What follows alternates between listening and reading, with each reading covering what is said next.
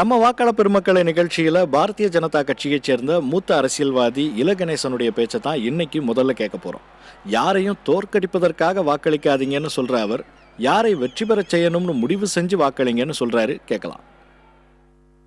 என்னுடைய வேண்டுகோள் என்ன?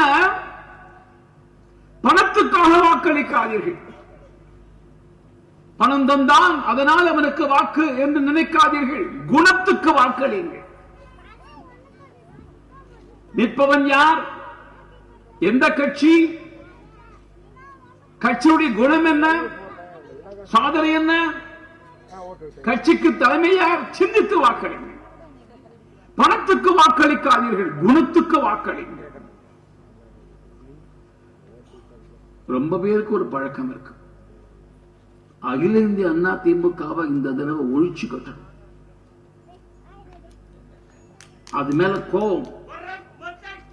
அதனால நான் இந்த தடவை திமுகக்கு தான் போட போறேன். இது எப்படி இருக்கு?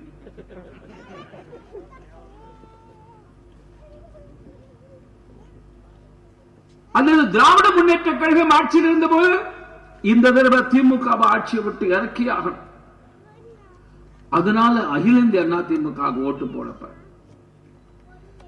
மாறி மாறி மாறி இந்த எதிர்மறையாகவே வாக்களித்து வாக்களித்து வாக்களித்து தமிழ்நாடு குட்டிச்சுவரா மாறி போயிருக்கு.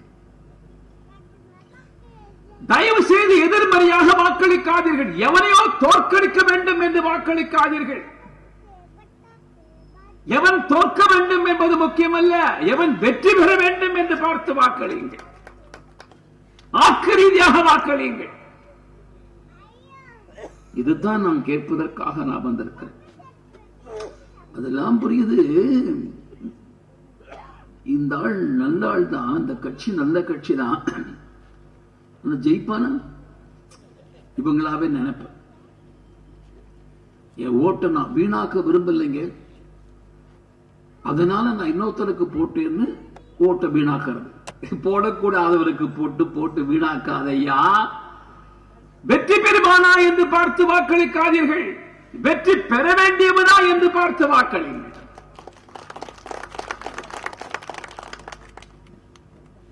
இதைத்தான் நான் உங்கள்கிட்ட கேட்கிறேன்.